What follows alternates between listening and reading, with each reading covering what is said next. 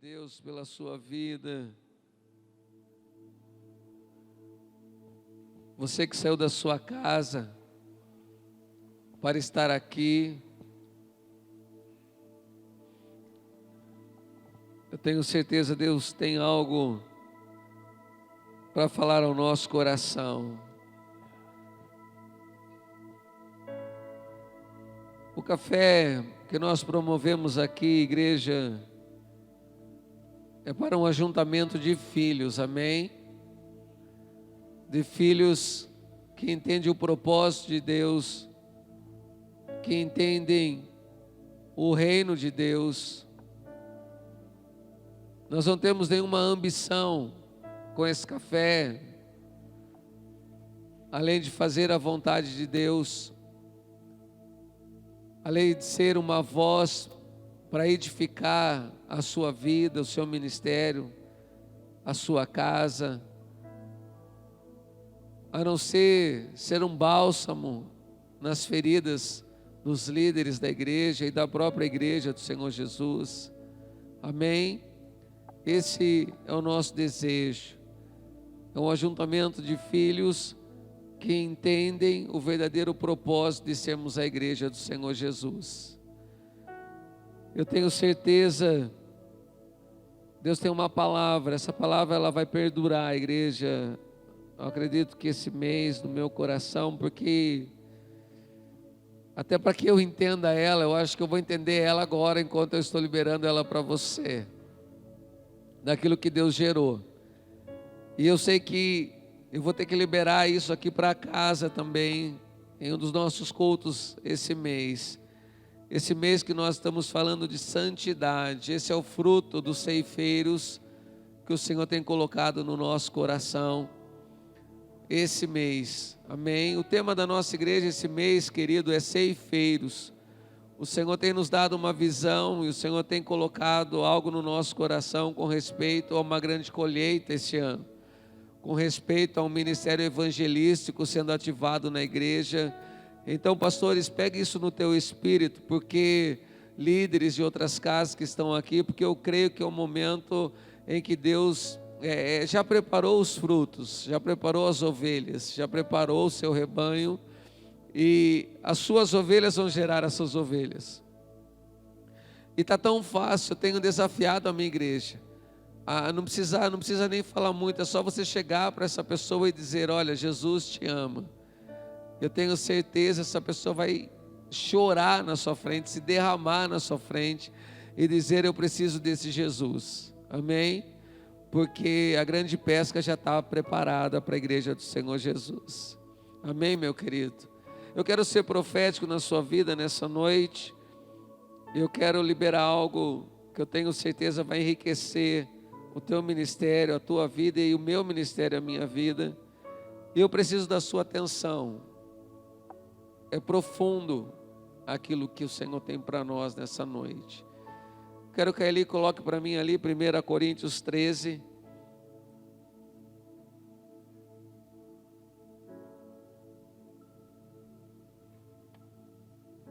Um texto conhecido de todos nós, de todos os pastores, de todos que já casaram, né? 1 Coríntios 13, conhecido por nós como o hino do amor. Eu acredito que um dos textos mais lindos da palavra de Deus é esse texto de 1 Coríntios 13, que diz assim para nós: ainda que eu fale as línguas dos homens e dos anjos, isso é poder, se eu não tiver amor, eu serei como um sino que ressoa ou como um prato que retine. Ainda que eu tenha o dom de profecia, isso é dom, saiba todos os mistérios e todo o conhecimento e tenha uma fé capaz de mover montanhas, isso é poder. Se eu não tiver amor, eu nada serei. Ainda que eu dê aos pobres tudo o que possuo e entregue o meu corpo para ser queimado, se eu não tiver amor, nada disso me valerá. O amor é paciente, o amor é bondoso, não inveja, não se vangloria, não se orgulha, não maltrata, não procura os seus interesses, não se ira facilmente, não guarda rancor, O amor não se alegra com a injustiça, mas se alegra com a verdade. Tudo sofre, tudo crê, tudo espera, tudo suporta. Eu vejo Jesus nesse trechinho aqui. Porque Jesus é a personificação do amor. Que tudo sofre, que tudo sofreu, que tudo creu, que tudo esperou e que tudo suportou. Pela minha vida e pela sua vida. O amor, ele nunca perece. Mas as profecias desaparecerão, as línguas cessarão, o conhecimento passará. Pois em parte conhecemos e em parte profetizamos. Quando, porém, vier o que é perfeito, o que é imperfeito desaparecerá. Quando eu era menino, falava como menino, pensava como menino e raciocinava como menino. Quando me tornei homem, deixei para trás as coisas de menino. Amém, igreja? Feche a sua Bíblia, olha aqui para mim. Esse final, no versículo 11, aonde o apóstolo Paulo, ele escreve aqui: quando eu me tornei homem, eu deixei para trás as coisas de menino. Você vem numa lista daquilo que é o amor, daquilo que é o amor de Deus. E o amor de Deus, ele se resume na vida do Filho. Quando ele entregou Jesus por mim e por você, então o amor não é um sentimento, o amor é uma pessoa, o amor é Cristo. E aí o apóstolo Paulo termina e parece que meio um texto fora do contexto do hino do amor. Porque ele vem falando do amor e ele chega num determinado ponto, ele fala: olha, quando eu era menino, eu deixei para trás as coisas de menino, porque agora eu me tornei um homem, agora eu sou maduro. Eu estava meditando nisso e o Espírito Santo falava ao meu coração: somente homens e mulheres podem amar da maneira como 1 Coríntios pede para que eu ame. Somente homens e mulheres podem amar da maneira como Cristo amou. Criança não ama dessa maneira. Meninos não amam dessa maneira. Meninas não amam dessa maneira. E aquilo que eu pergunto para nós como igreja, pastores que estão aqui, líderes que nessa noite estão aqui, o que é que nós estamos gerando em nossas igrejas? Ministério Chama, o que é que nós estamos gerando aqui? Meninos e meninas, crianças, ou nós estamos gerando homens e mulheres que vão cumprir o propósito de Deus nessa terra, que vão conseguir verdadeiramente revelar esse amor sobre essa cidade? O que nós estamos gerando? Essa é a pergunta para você e para mim. Quando eu falo de filho, igreja, existem duas palavras que definem no grego essa palavra filho: o teknon, que vem de um contexto de um filho natural, de um filho que nasceu, e também de um contexto mais de menino, mais de criança. E a palavra ruios, que muitos de nós conhecemos, que também é traduzido como filhos, mas no sentido de um filho maduro, de um filho adulto, de um filho com identidade, de um filho com valores dentro de uma família. Essa é a palavra ruios. Romanos 8,19 fala para mim e para você que a natureza aguarda com grande expectativa que os ruios, que os filhos maduros, que os filhos com identidade se revelem, sejam revelados pelo Senhor. Esse é o texto que nós temos falado este ano na igreja. Mas para que o Senhor revele a minha vida e a sua vida lá fora, a este mundo, nós precisamos ser ruios. Nós precisamos ter a postura do apóstolo Paulo: agora eu sou homem, eu deixei para trás as coisas de menino.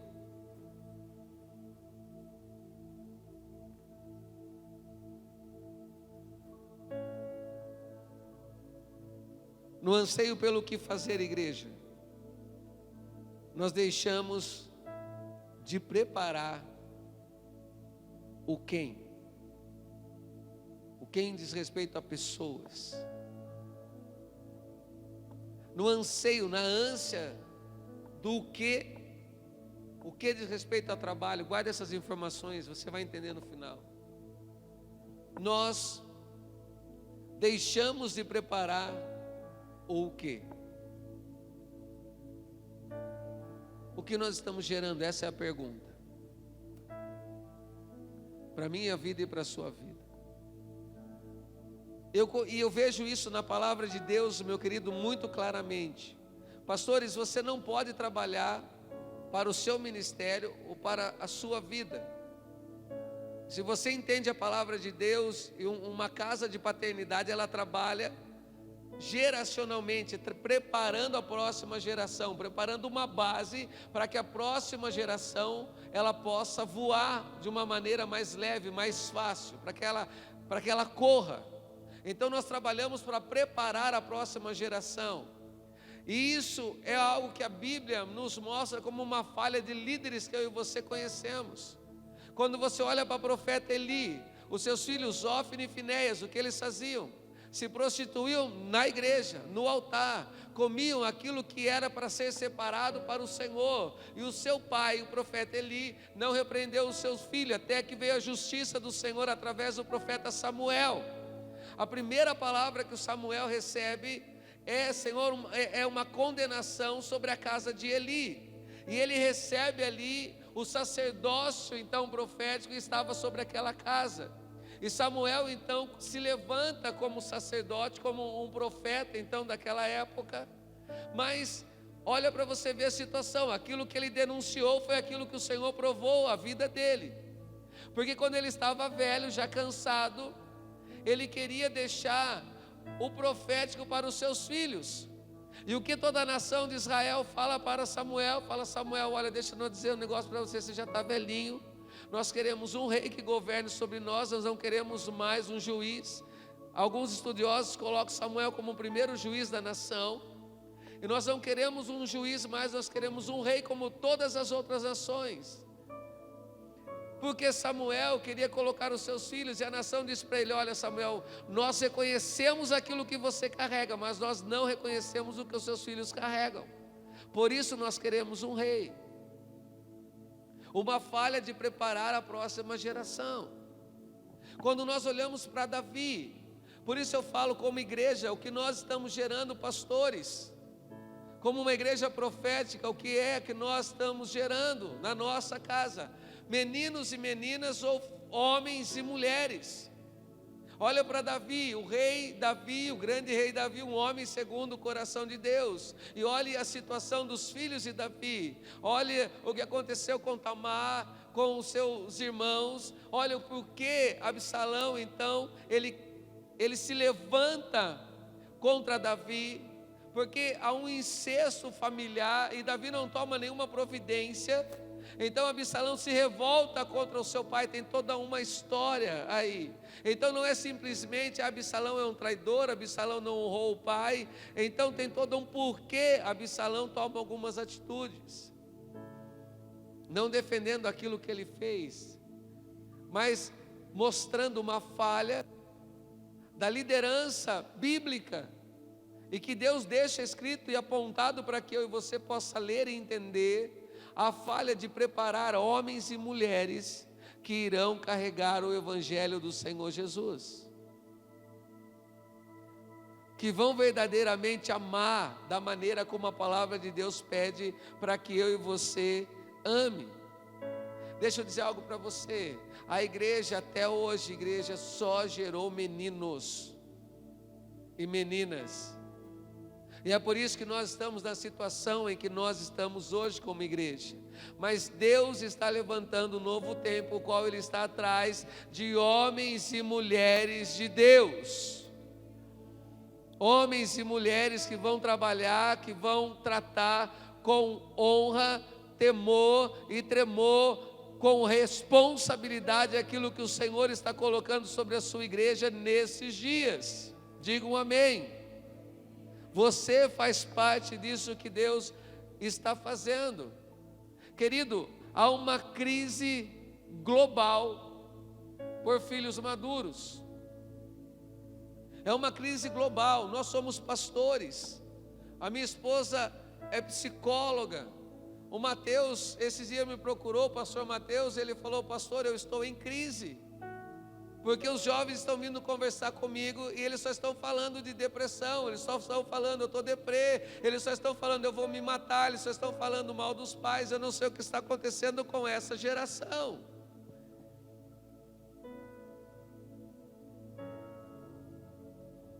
Uma geração que tem um QI elevadíssimo, pelo conhecimento da tecnologia, uma inteligência fora do normal, mas que tem um QE, um coeficiente emocional muito baixo.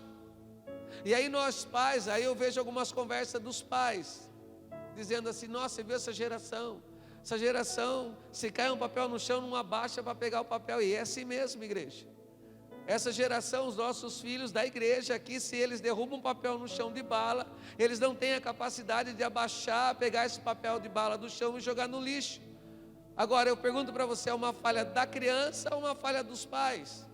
Então não adianta nós, como pais, como os líderes da igreja, reclamarmos dos filhos imaturos que nós geramos, porque foi nós que geramos esses filhos. Quantos estão entendendo isso, igreja? Meu querido, quando a palavra está falando para mim e para você de filhos maduros, deixa eu perguntar para você: o que difere a minha vida e a sua vida de um animal? O que nos difere? O intelecto, a inteligência. Um animal, igreja, ele é instintivo e intuitivo. Ele não é inteligente. Só que eu e você também, quando nós nascemos e somos bebezinho, e aí porque o Senhor está falando de criança, de meninos, nós também somos instintivos no momento em que nós nascemos. Apesar de o cérebro já estar ali, o cérebro ainda vai ser alimentado com o nosso desenvolvimento com o passar dos anos. Mas no momento em que nós nascemos, como qualquer outro animal, nós somos instintivos. Então você coloca a criança para mamar e o instinto que está dentro dela já vai fazer com que ela faça um movimento de sucção. Isso é ser instintivo. Quantos estão entendendo isso? Amém, igreja? E eu fui procurar a palavra instintivo, instinto, e a palavra intuição. E aí você vai entender, eu quero relacionar isso com a igreja para você entender o que nós estamos gerando. A palavra instinto, olha o que ela significa: um impulso interior que faz um animal executar inconscientemente atos adequados à necessidade de sobrevivência própria. Ou seja, o instinto faz com que ele, na necessidade de sobrevivência, tome algumas atitudes inconscientemente, como o exemplo que eu dei. Qualquer animal, igreja, que acaba de nascer, você chega ele perto da mamária da fêmea e ele vai mamar. Isso é instinto, ele sabe que ele precisa comer. Qualquer animal irracional, tirando o homem, que é o homem inteligente, se for jogado na água, igreja, numa piscina, no mar, ele não vai morrer. Instintivamente, sem nunca ter entrado na água, ele vai nadar. O único animal que morre na água e não nada instintivamente é o homem. Isso é instinto. O que é ser intuição? Intuitivo é uma faculdade ou ato de perceber, discernir ou pressentir coisas independentemente de raciocínio ou de análise. Isso é ser intuitivo, né? A mulherada já está sendo o sexto sentido da mulherada. Você viu um vídeo na internet, igreja, aonde eles filmaram vários cães dentro das suas casas, esperando os seus donos chegarem? Você chegou a ver esse vídeo? Procure no YouTube. Então, era intuitivo, ele não sabia que o seu dono estava chegando. Ainda as pessoas de longe, parecia que o cão, parecia não, ele sabia que o seu dono estava chegando. E ele vários deles faziam várias coisas dentro da casa escondido, rolavam, latiam, esfregavam a porta, porque a intuição estava falando para ele: olha, o meu dono está chegando. Isso é ser intuitivo, e no dicionário fala para mim que é independente também de raciocínio, independente de lógica. Quantos estão entendendo isso? Nós precisamos crescer. E agora eu quero comparar algumas coisas de intuição, comportamentos meu e seu, de nos relacionarmos com Deus, em cima de intuição, de instinto, e daquilo que verdadeiramente nós devemos caminhar, que é para um conhecimento verdadeiro do Pai. E aí sim nós nos tornamos filhos adultos, filhos aqueles que o Senhor quer formar. Deixa eu dar alguns exemplos para você. Então, pense comigo, 3 formas de nos relacionarmos com Deus. Por instinto. Quando você se relaciona por Deus por instinto, o que é o instinto? É uma necessidade de autossobrevivência. Amém? Então, igreja, você se relaciona com Deus apenas para suprir as necessidades que você tem ou acha que tem nessa terra. Então, eu vi um pastor falando isso, igreja, eu falei, é sensacional isso. Imagina um avivamento de formiga, né? Aonde você pega e coloca aqui um pote de mel. Ali existe um ajuntamento, é algo instintivo, é algo que, uma necessidade básica daquelas formigas. Então, imagina um avivamento de formigas, aonde elas vão? Aonde está o pote de mel. Aí, de repente, você vai lá, como o dono do mel, o Deus ali da casa, e você fala, nossa, está tendo um avivamento de formiga aqui, amém? E você pega aquele pote de mel, tira dali e coloca aquele pote de mel em um outro lugar. Aí uma formiga mais espiritual vai descobrir aquele pote de mel, amém? E ela vai migrar para aquele lugar. E ela não só vai migrar, como ela vai avisar as outras, através das suas anteninhas lá, né, intuitivas, e vai falar, olha, está tudo aqui. Então há um novo ajuntamento, um novo avivamento de formiga em volta do mel. Mas é algo instintivo, é algo que eles estão fazendo, buscando suprir uma necessidade básica. Quando eu sou menino, igreja, e eu ajo por instinto, me relacionando com Deus, ou eu venho à igreja, ou eu busco a Deus apenas para suprir as minhas necessidades, as minhas carências afetivas, as minhas necessidades de roupa, as minhas necessidades de carro, as minhas necessidades de casa nova, eu começo a me relacionar com Deus. Isso é ser um filho imaturo, isso é ser uma criança na fé, e são aqueles que são levados por qualquer vento de doutrinas, porque não tem embasamento bíblico. E geralmente, uma vez suprida aquela necessidade, são aqueles que abandonam a casa do Senhor. Então, é um relacionamento instintivo com Deus, baseado na sua necessidade. Supriu a necessidade? Supriu, eu vou embora. E esse irmão só volta quando tiver com problema novamente. Você conhece alguém assim?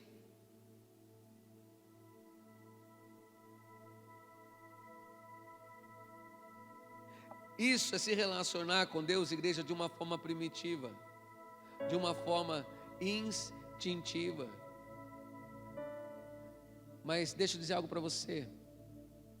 Pastores instintivos geram igrejas instintivas, atraem igrejas instintivas.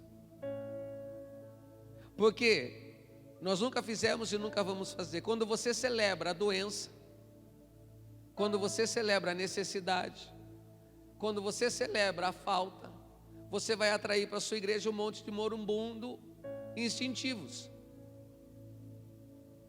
Quando você faz só campanhas e só para atrair pessoas pela sua necessidade, é isso que você vai ter.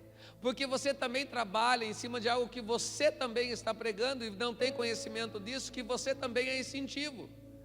E também você tem um olhar para as suas ovelhas, no sentido de que se a igreja estiver cheia, eu vou suprir a minha necessidade, porque o dízimo vai entrar, a oferta vai entrar, o dinheiro vai entrar, e eu vou ter meu carro novo, minha casa nova. Eu também trabalho de uma forma instintiva para me relacionar com as ovelhas e com Deus. Então eu gero essa necessidade, eu gero esses filhos imaturos, que não vão amar da maneira como 1 Coríntios 11 pede para que eu e você ame. Como vocês estão entendendo isso? A sua necessidade é comida. Igreja, quem é essa figura? O Senhor colocava no meu coração. Alexandre, olha para o filho pródigo. O filho pródigo é um filho totalmente prazer. Isso é ser instintivo. O bebê instintivo, ele só quer prazer, igreja. Tudo é prazer na vida dele. O que o filho pródigo queria? Ele não queria trabalho nenhum. Ele queria uma coisa, ele queria a herança, para ele suprir as suas necessidades de prazer. Era isso que aquele menino queria. Então ele vai para o pai e fala: pai, me dá a herança. Filho pródigo, filho imaturo, filho que não entendeu o coração do pai. Você está comigo? Amém. Agora tem o filho intuitivo. O filho intuitivo, ele também age, igreja, de uma forma para suprir a sua necessidade, mas com um pouquinho mais de sensibilidade, porque além do instinto, ele também é intuitivo. E qual é a diferença desses? Um outro vídeo que esteve na internet, você viu, esses dias eles colocaram, eu já vi várias vezes, um adestrador de cães coloca várias panelinhas de comida dos seus cachorrinhos ali, vasilhas, enche de comida e os cachorros tudo vão ali à sua volta, né, daquela mesa, e eles param ali nas panelas, eles ficam ali, e o dono fala assim: ó, ninguém vai comer ainda, até que a gente ore. E o cachorro é intuitivo, ele é instintivo e intuitivo. Então o dono, todos eles ficam ali numa posição de oração com as suas patinhas, o dono ora, e quando ele fala amém, vai todo mundo para cima da comida. Você já viu esse vídeo? Amém. Isso é ser intuitivo. Quando estão entendendo isso? Então é um canil evangélico, aonde o dono é o Deus, e ele estabelece as suas regras para manipular as pessoas e continuar com filhos imaturos dentro da sua casa. É profundo isso daqui. São pastores que dominam e controlam através de uma lavagem cerebral, de uma doutrinação na mente, através de regras, através, igreja, de controle. Eu preciso ter o controle das minhas ovelhas. Então, olha, você não pode ir visitar a igreja do pastor Moacir. Você não pode ir lá e visitar a igreja do pastor Marcos. Por quê? Porque você está amaldiçoado se você for. Então eu coloco regras, doutrinas e coloco peso, como doutrinação mesmo, dessas pessoas. Faço uma lavagem cerebral. Geralmente quando você sai dessas igrejas, você sai amaldiçoado. Os membros nem olham mais para você. Mas o que nós estamos gerando? Filhos imaturos. Filhos, crianças. Você está entendendo o que eu estou querendo passar para você? A relação com o pai também é baseado em necessidade. O cãozinho ali só obedece o momento da oração porque a necessidade dele é comer aquela comida. E se ele não obedecer, ele sabe que ele não vai ter. Então nós pegamos a pessoa e nós não esperamos o processo de santificação e já entregamos a doutrina para ela e as regras. Ó, é isso aqui. O que nós geramos? Aqueles cristãos assim, eu não chamo de cristãos, aqueles crentes, porque crente até o diabo é. Ah, eu não bebo, mas por que você não bebe? Não, porque minha religião não permite. O meu pastor entregou uma lista para mim lá e eu não posso beber. Morro de vontade, mas não bebo. Ah, eu tenho uma só esposa, porque olha, o pastor deu uma regra lá para mim assim, ó, que eu tenho que ter só uma esposa, é uma regra. Mas por quê? Ah, não sei porque eu faço isso, mas é uma regra da igreja. E vai tão profundo isso, igreja, que vai para a questão da roupa, para a questão do cabelo, para a questão da barba, e eu fico pasmo que ainda no século que nós estamos, ainda tem pessoas que se sujeitam a isso. Mas o que eu estou fazendo? Filhos imaturos, filhas imaturas. Mas eu entendo esses pastores, porque gerar filhos livres, igreja, você não sabe o problema que é. Dá mais trabalho para o pastor.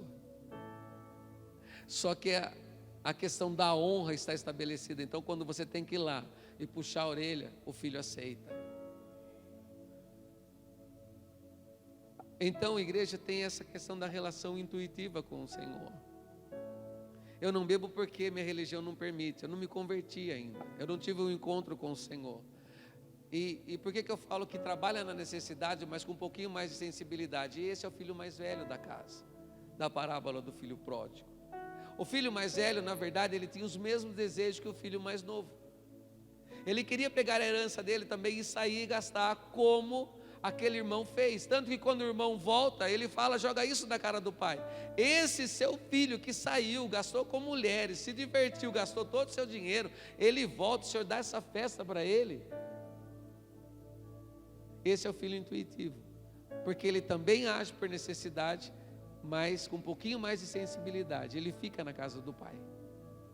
Só que ele não entendeu que ele é filho.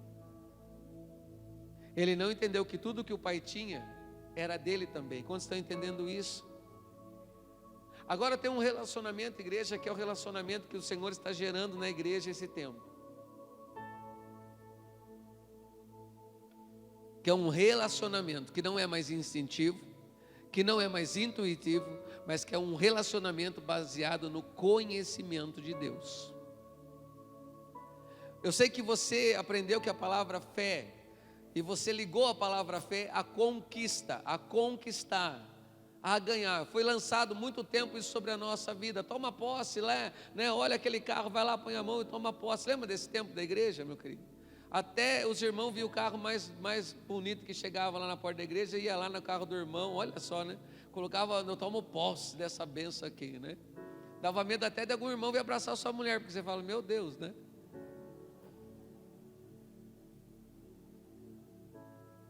Eu vi um absurdo de uma igreja aqui de Sorocaba, o irmão estava lá, olha uma igreja imatura, o irmão estava lá na casa, no templo do rei Salomão em São Paulo, e ele posta no Instagram, aí os caras já mandam para o pastor Alexandre rapidinho, né? Ele posta para o pastor dele lá, que ele está lá no templo do rei Salomão, e ele escreve lá, pastor, eu estou aqui no templo do rei Salomão, estou colocando a planta dos meus pés aqui, ó, eu estou tomando posse que isso daqui é nosso. Ele lá no templo do rei Salomão, escrevendo para o pastor dele no Instagram, ou no Facebook na época, eu não lembro. E aí eu falei, agora o pastor dele vai dar uma porrada nele, né? Aí o pastor dele escreve embaixo, pô, é isso aí, irmão, profetiza que vai ser nosso.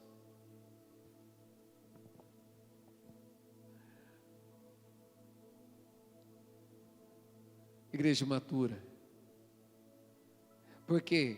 Porque essa igreja ensinou os seus filhos infantis a usar a fé para conquistar, e não a fé para ter relacionamento com Deus e prevalecer no momento da angústia e da luta. Porque a fé está ligada ao conhecimento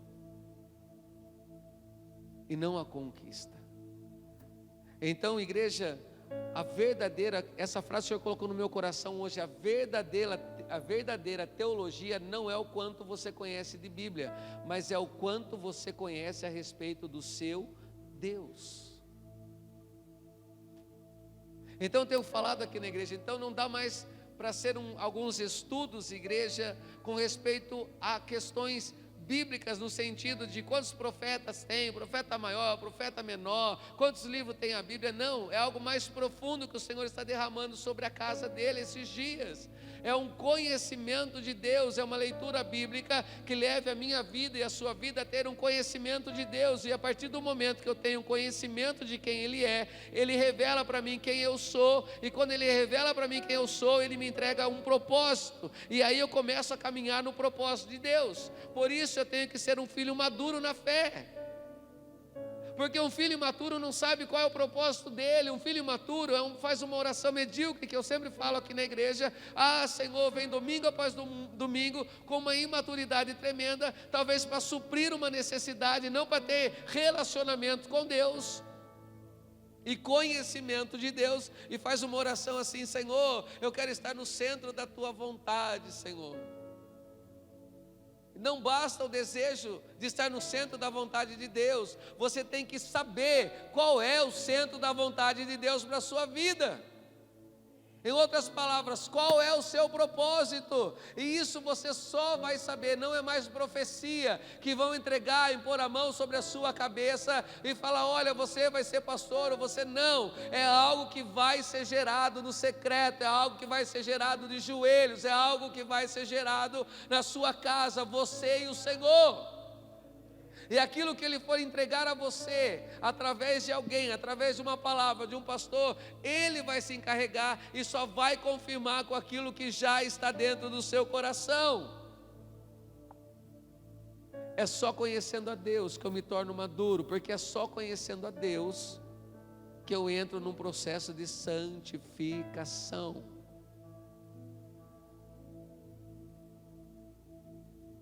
Existe muito meninos, igreja, fazendo muitas coisas erradas aí fora.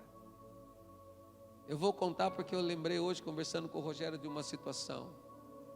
Um pastor itinerante conversando comigo. Ele foi convidado para pregar de uma cidade, num certo estado do Brasil, pegou o avião e foi, a igreja lá pagou. Ele foi para a igreja, fez ali o culto, tudo aconteceu. O pastor daquela igreja pegou ele e levou ele em um prostíbulo, ele passar a noite com uma prostituta. Quando ele chegou lá, ele não entendeu. Ele falou: o que? Vai ter outro culto aqui? O que vai acontecer aqui nesse lugar? É alguém para nós expulsar demônio, alguma coisa? Ele falou: não, é para o senhor passar a noite aqui. Ele me falou que foi embora. O que é isso? Menino. Pessoas que não têm responsabilidade nenhuma. Igreja, o menino, ele sai da sua casa, ele vem para a igreja para ter um momento na manifestação do poder de Deus. E isso não é errado. Mas a essência não é essa. O filho maduro, ele sai da sua casa para vir entregar a sua adoração e receber revelação de quem é o Deus dele. E receber mais conhecimento de Deus. E à medida que ele tem mais conhecimento de Deus, mais ele vai crescendo no Senhor e entendendo o seu propósito. Eu já fui menino. E eu lembro quando muitas vezes eu chegava na nossa casa, eu e a Miriam, não era pastor ainda, de ir num culto da igreja. E aí eu comentava com ela, falava: o culto hoje foi fraquinho, né? Teve aquele momento de unção, sentiu o arrepio, coisa de menino. E os meus olhos, igreja, eles cegavam para tudo que havia acontecido no culto, para as vidas que entregaram a sua vida para Jesus, para vidas que o pastor fez o apelo e foi lá na frente para receber uma oração. Para mim nada disso importava, porque era o meu eu que importava. E o culto bom para mim era o culto que tinha a manifestação do Espírito Santo de Deus. E eu chegava na minha casa, fazia minha esposa pecar comigo, e como menina eu falava para ela: o culto não foi bom hoje, né? Teve aquele peso de glória. E quem disse que tem que ter? Tem que ter aquilo que o Espírito Santo quer que tenha. E você percebe que hoje está um peso diferente aqui. O peso de glória está diferente. Ele está vindo com peso de responsabilidade com propósito. Agora eu sou homem. Eu deixei para trás as coisas de menino. E o que é isso, pastor? É pegar o evangelho no teu coração como homem, não como menino.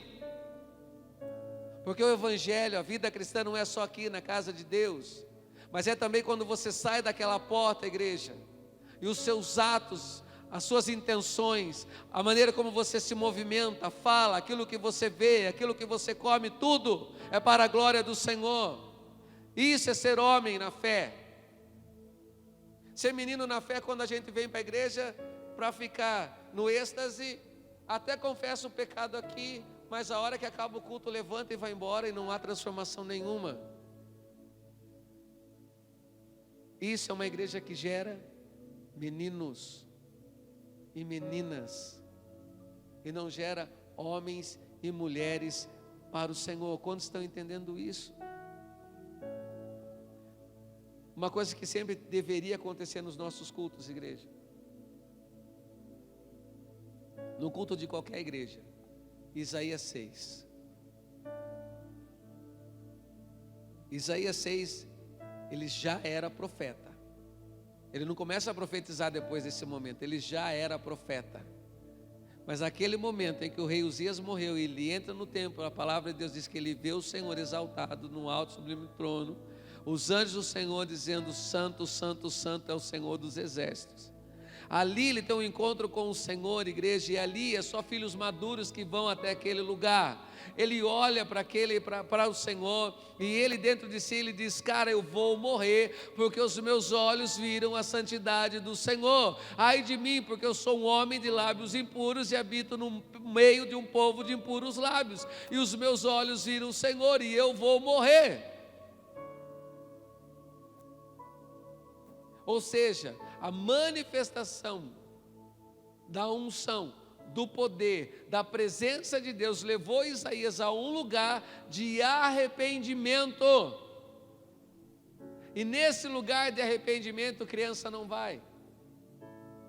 Somente filhos adultos é que vão. Porque é lugar de renúncia, não é lugar de prazer. É lugar de dizer não aos prazeres, na verdade. É lugar de dizer: Senhor, eu estou com você, eu vou cumprir o meu propósito. Quantos estão entendendo isso, igreja? Cara, quando você entende isso, você deixa para trás as coisas de menino, é aí que você entra no propósito do reino de Deus para a sua vida. Você passa a ser um participador do propósito do reino, você passa a ser um provedor do reino de Deus, você passa, igreja, a ser um coparticipante do culto que todos os domingos, terça, a sua igreja está fazendo. Pastor, o que é ser um coparticipante? Menino não é coparticipante, homem é coparticipante. Coparticipante é participar, fazer parte daquilo com alguém, é coparticipar. Então, o culto, o Espírito Santo está fazendo algo tremendo na igreja, e você é coparticipante daquilo que ele está fazendo. Você está inserido no culto, você está envolvido. Quando você é menino, o fogo está descendo, a coisa está acontecendo, e você está lá.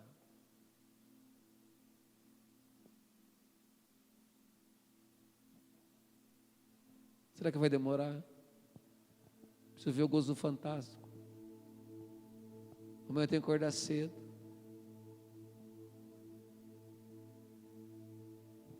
Tenho que pagar conta.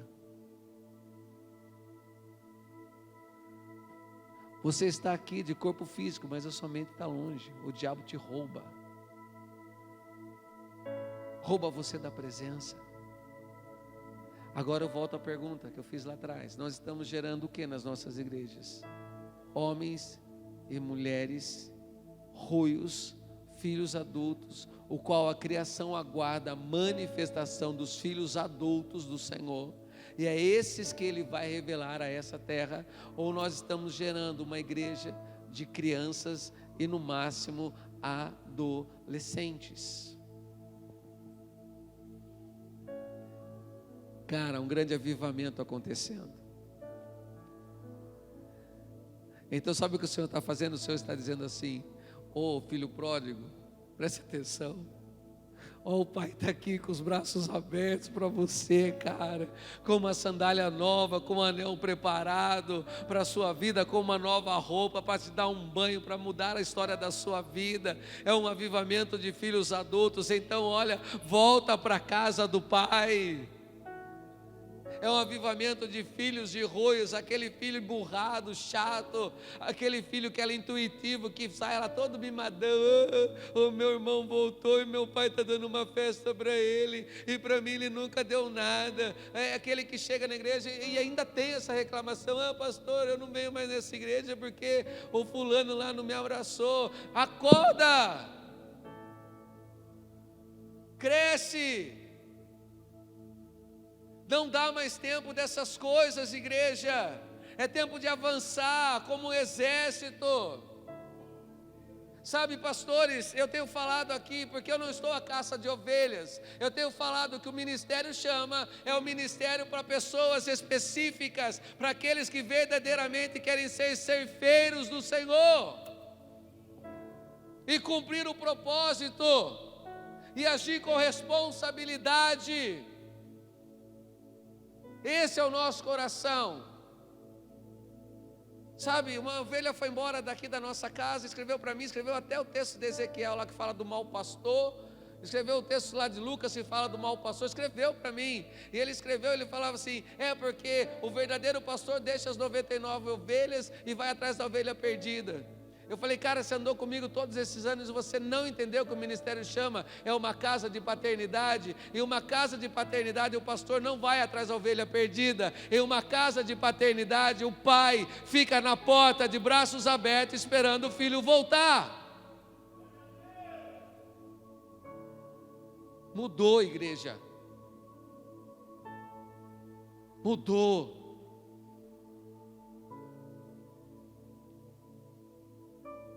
Você vai ter que crescer, você vai ter que deixar de ser menino, e crescer dói.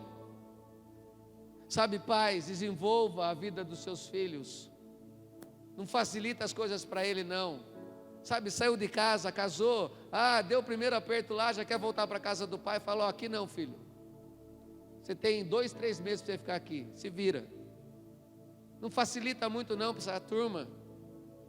Eu sei que é difícil, eu sei que não é fácil, mas a culpa é nossa de pais, de criar filhos imaturos, de criar meninos na fé. A culpa é nossa como pastores, daquilo que nós estamos vendo na igreja. A culpa é nossa de pastores, de um pastor nosso ir numa igreja e o pastor daquela igreja levar ele num prostíbulo. A culpa é daquilo que nós estamos gerando como igreja. Você está comigo, igreja? Você está entendendo? Aquilo que Deus está falando conosco nessa noite, sabe? A intuição, supriu a necessidade, tchau, vou embora. Incentivo a suprir a minha necessidade. Então, olha, eu estou fora da igreja, estou fora da responsabilidade do reino de Deus. Cara, como a igreja precisa de pastores com conhecimento de Deus. E uma relação que não se baseia na sua necessidade. E aí você vai poder dizer como o apóstolo Paulo, eu aprendi a viver contente, a viver com Cristo, em toda e qualquer situação da minha vida. Porque quando você é menino, quando as coisas apertam, você já faz assim, eu vou deixar Jesus, eu vou deixar a igreja, eu vou embora. Se você vir conversar comigo, querido, eu vou falar para você, vai mesmo. Converse com o Mateus Fleite.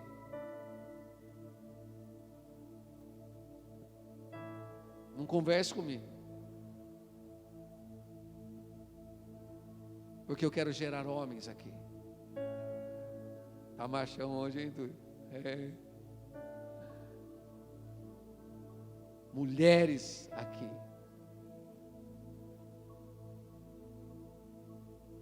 Que não é qualquer vento de doutrina que vai enganar vocês. Não é qualquer problema que vai bater na porta de vocês e vocês vão falar assim, eu vou desistir de Jesus. Cara, problema nós vamos ter o tempo todo. Se eu e o Eric contar os nossos problemas para você, não era nem para nós estar aqui em cima pregando.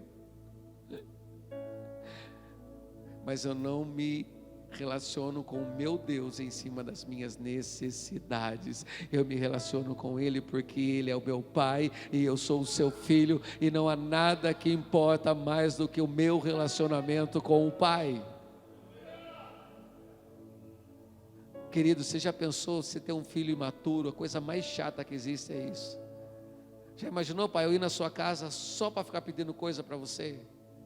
Pai, dá para pagar minha conta? Pai, está atrasado. Pai, eu estou com esse problema, só para tirar, e nunca ir lá para me relacionar com você. Graças a Deus você não tem nenhum filho assim, né? Nós estamos até querendo dar carro para ele, ele não deixa a gente dar carro para ele.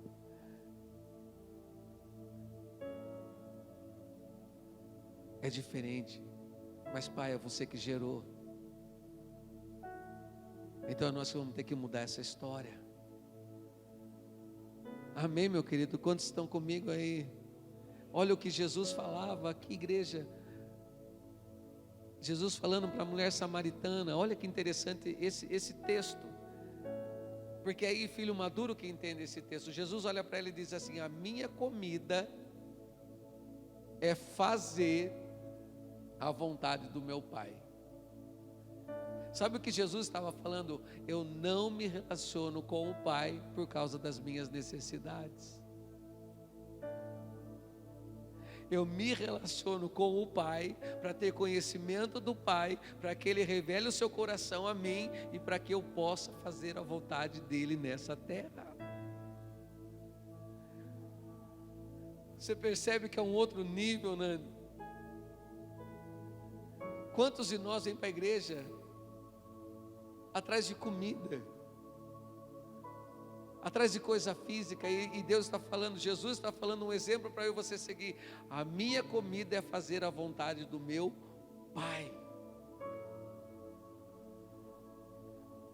Filho maduro, porque a minha vontade e a sua vontade nessa terra também tem que ser somente uma: fazer a vontade do Pai.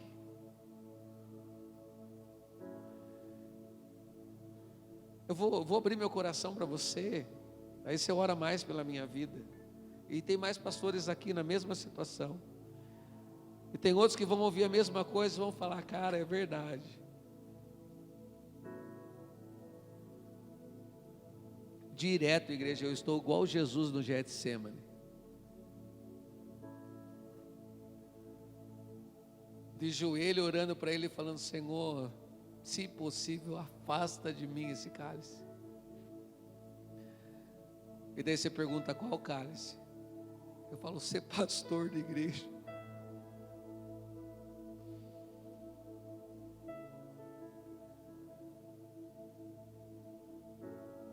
Mas aí você é maduro na fé. E a oração não para aí. Você vai, você fala para Ele: mas Senhor, que seja feita a tua vontade sobre a minha vida. E sabe por que você não para?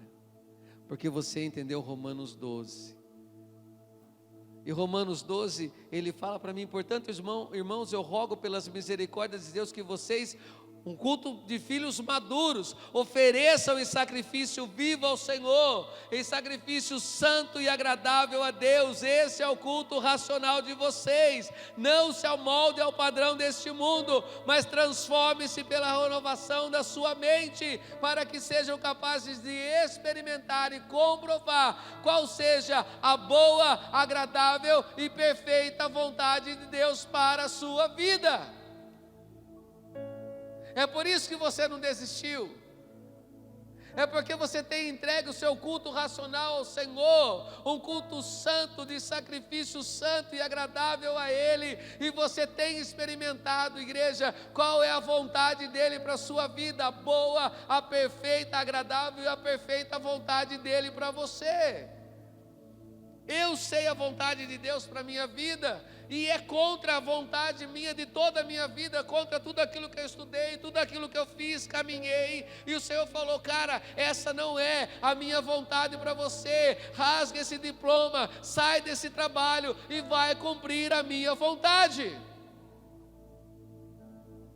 Só que tem que ser maduro para fazer isso, igreja. Não dá para ser menino, porque se fizer como um menino não vai prevalecer. Você vai abandonar, você vai parar.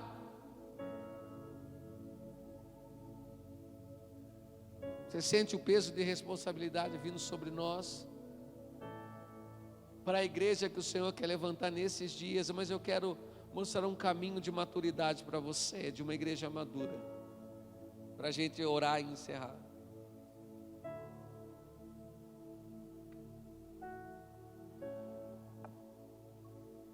Tem 3 perguntas de Deus a Adão e Eva.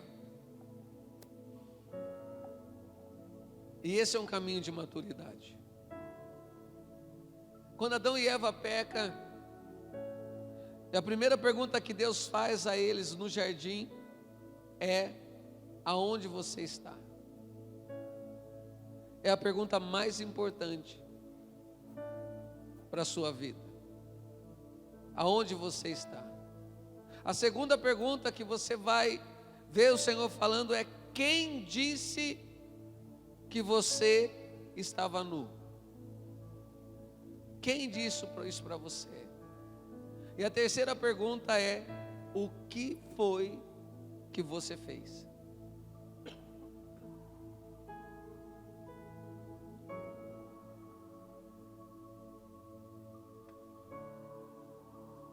Onde? Onde você está?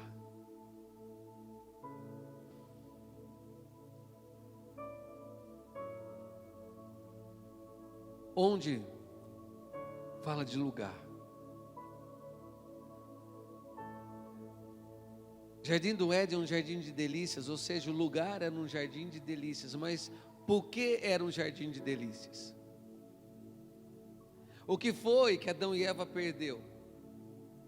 E talvez você diga para mim: pastor, eles foram expulsos do paraíso. Não, não foi isso que eles perderam. Eles perderam o relacionamento com Deus. Eles perderam a presença de Deus na vida deles. Então esse lugar não é um lugar físico, igreja. Esse lugar também se refere a uma pessoa. Porque é um lugar de deleite, um lugar de prazer, um lugar onde os anjos adoram santo, santo, santo, é onde nós vamos sentir a maior glória, algo que nunca subiu no nosso coração, é quando nós estivermos diante da presença do Senhor Jesus. Então aquele lugar que é o jardim do Éden, que é o nosso onde, é aquele lugar que você conhece quando você está adorando ao Senhor, ou quando você está na sua casa, ou quando você está no seu quarto, a presença de Deus vem sobre a sua vida, o Espírito Santo se manifesta e aquele lugar é transformado. Esse é o onde. Então o onde mais importante para a minha vida e para a sua vida é Jesus Cristo.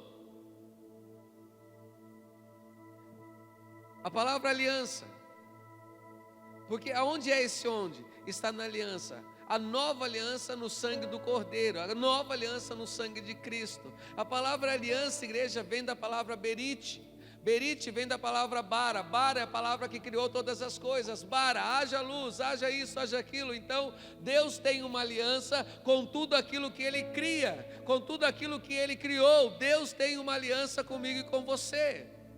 E o que é a definição de aliança? É Deus olhar para você, olhar para mim e dizer para mim e para você, sem sermos merecedores: eu e você somos um, eu e você somos um, eu e você somos um. Aonde você está?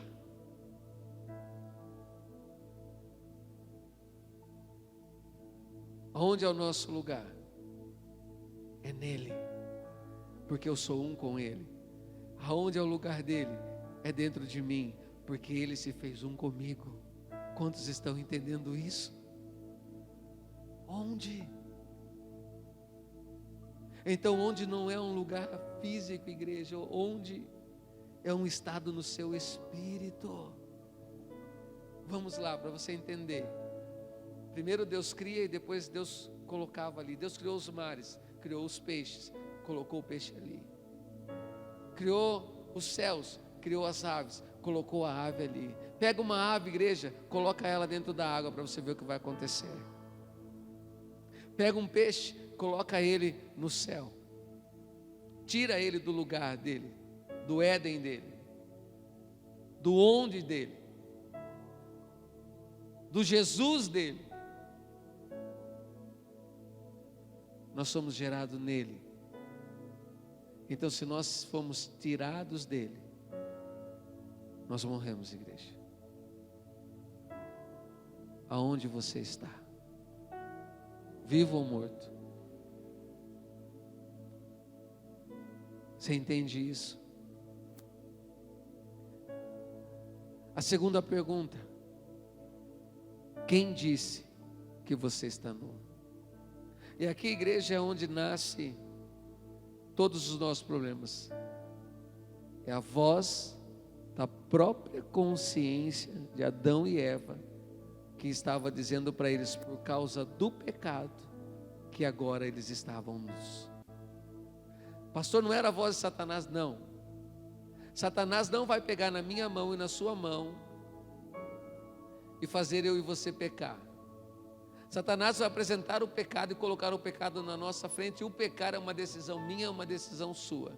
E a partir do nosso pecado, a nossa consciência vai gritar, e aí entra o diabo fazendo o papel de acusador. E muitos filhos imaturos que ainda caminham naquela fala, naquela oração, dizendo: olha, eu não sou merecedor, olha, eu não mereço, olha, o sacrifício não é para mim, olha, eu vou desistir. Aquela coisa de Satanás por conta do pecado. Aqui nasce, igreja, aqui nasce o nosso eu, o individualismo, o egoísmo, a maldade, a corrupção, tudo que há de maldade no homem nasce nesse momento. O que é melhor, quem disse que você estava nu? Era aquela voz interna, estava dizendo para ele que eles estavam nu. Mas Jesus veio para restabelecer esse quem. E como no onde, que é também do Bara, de uma voz que fez aliança e criou todas as coisas, ele tem uma aliança com tudo aquilo que ele cria, comigo e com você. Aqui também ele está falando de uma voz. Quem disse?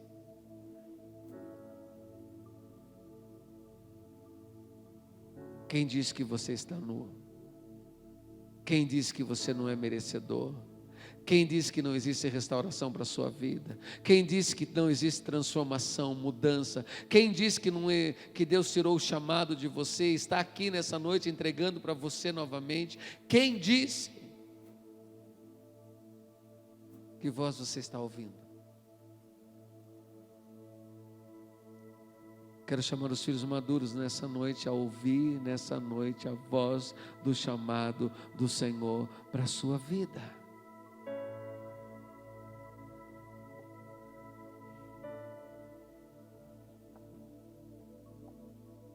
A última pergunta: o que você fez? Aponta para o trabalho, aponta para obras das nossas mãos, e essa é a pergunta de menor importância. Porque você não impressiona Deus por aquilo que você faz. Pelo o que? Não importa o que você faz para o Senhor. Importa, sim, somente o onde e o quem é que pode definir na sua vida o que você faz. Se o onde que é Cristo está dentro de você, e o quem disse que é o seu eu, e o Espírito Santo falando dentro de você, não importa o que, porque o que você fizer, no quem, sabendo quem você é, e no onde, em Cristo, haverá prosperidade. Está complicado demais?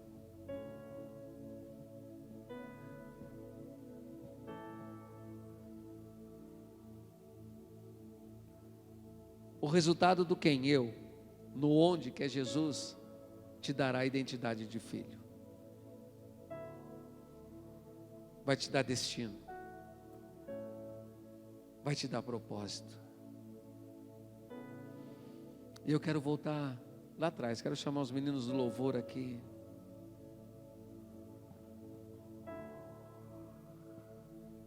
Se coloque de pé comigo.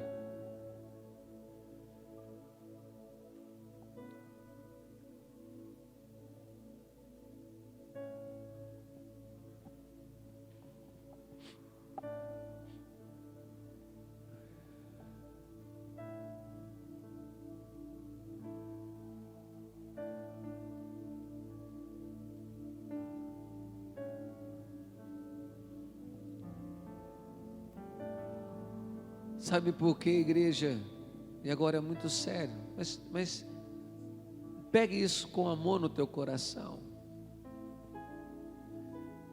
Eu também tenho coisas de meninos que o Senhor sempre pede para mim, fala: cara, coisa de menino, vamos virar homem.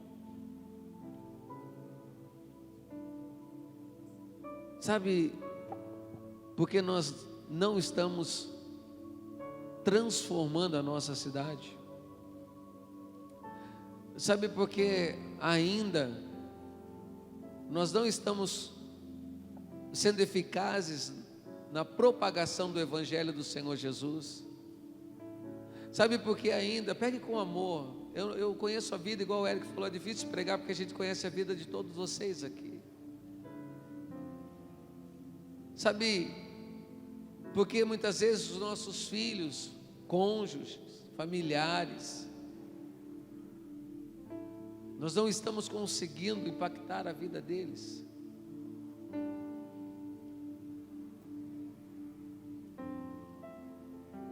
Porque filhos imaturos não amam.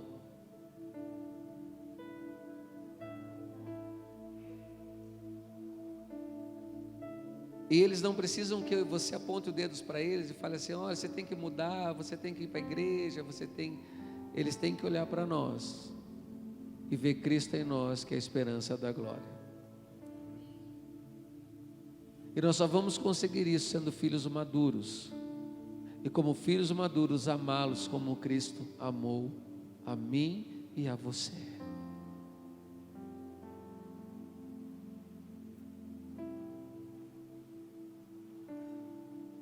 Muitas vezes eles não estão aqui porque você não quer pagar um preço de ir para a cruz por eles. Você convida ele para vir na igreja, mas você não passa na casa deles para pegar eles para vir para a igreja.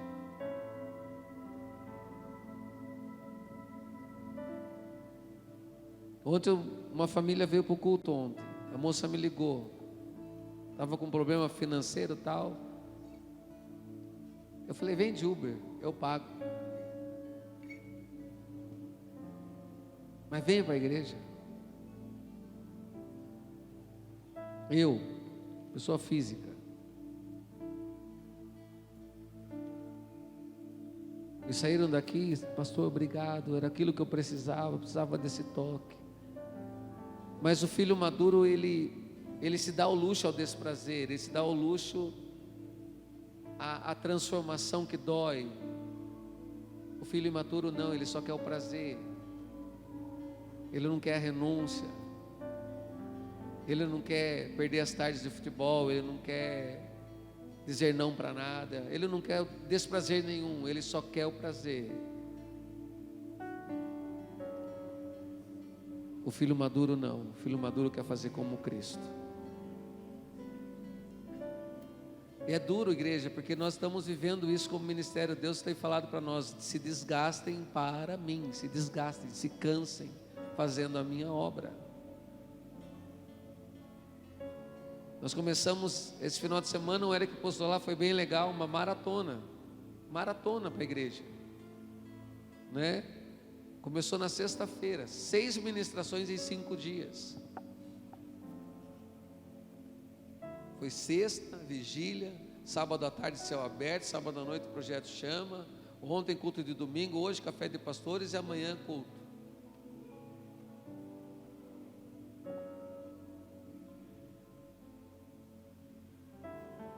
Mas filho imaturo vai escolher um dia. Filho maduro vai pagar o preço. Filho imaturo, ele vem no domingo à noite na igreja, a igreja está cheia, né?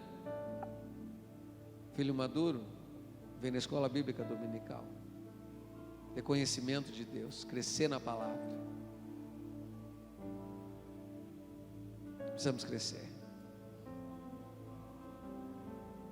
Uma ovelha minha também já foi embora, essa daí. Está difícil elas ficarem aqui. Elas têm que falar com o Fleito, não comigo e com o Eric.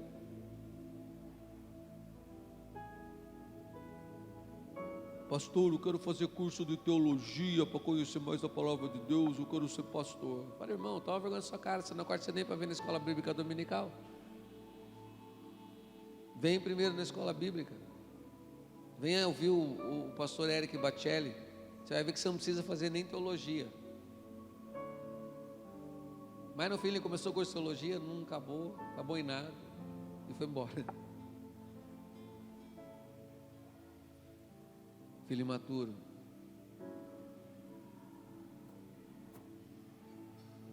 Precisamos crescer. Precisamos crescer. Nós vamos adorar ao Senhor, igreja. Eu sei que essa palavra, ela está pesada. Não no sentido de trazer um peso sobre a sua vida, mas no sentido de trazer uma obrigação a uma resposta de transformação e mudança. E aí você está inserido naquilo que o Senhor está fazendo. Só para você entender, pastores, o chamado de Pedro, onde ele estava? O barco era certo, o mar era certo, eles pescaram a noite inteira e não pegaram nada. Aí você fala, mas o onde estava ali? O mar era o onde? Não, o onde não estava ali. Porque quando o onde entrou no barco e falou assim, agora você vai mais um pouquinho ali, tantos metros, joga a rede ali naquele lugar. Eles lançaram a rede e quando o onde estava, eles tiraram e trouxeram os peixes naquele barco, a ponto daquele barco quase afundar. Foi uma pesca tão grande que eles tiveram que chamar outros barcos e falar, olha, me ajuda aqui porque a rede está quase arrebentando. Esse é o momento do chamado, quando o onde entra no barco e dá destino, identidade a Pedro. Pedro, você não é mais pescador de homem, porque o onde entrou no barco. Agora você tem conhecimento de Deus. E eu vou falar para você, eu farei de você pescadores de homens.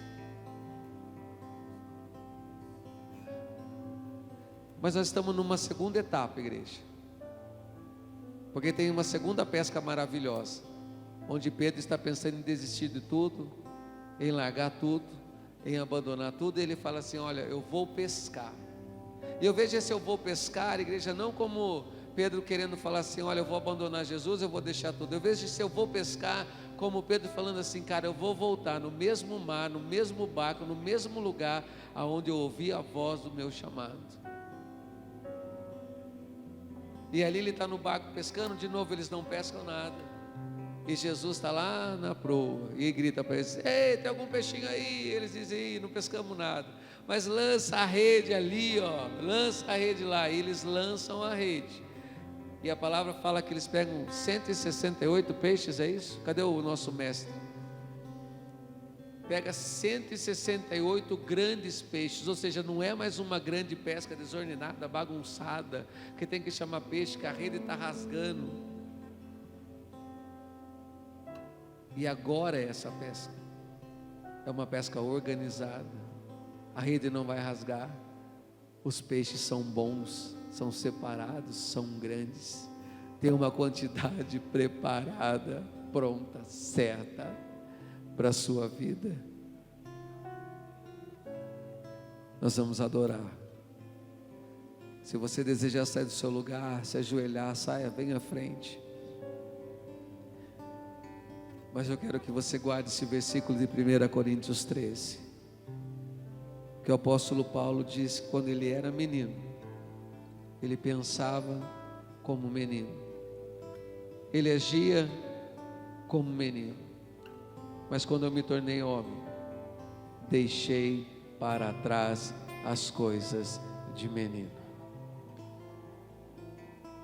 Vamos adorar ao Senhor.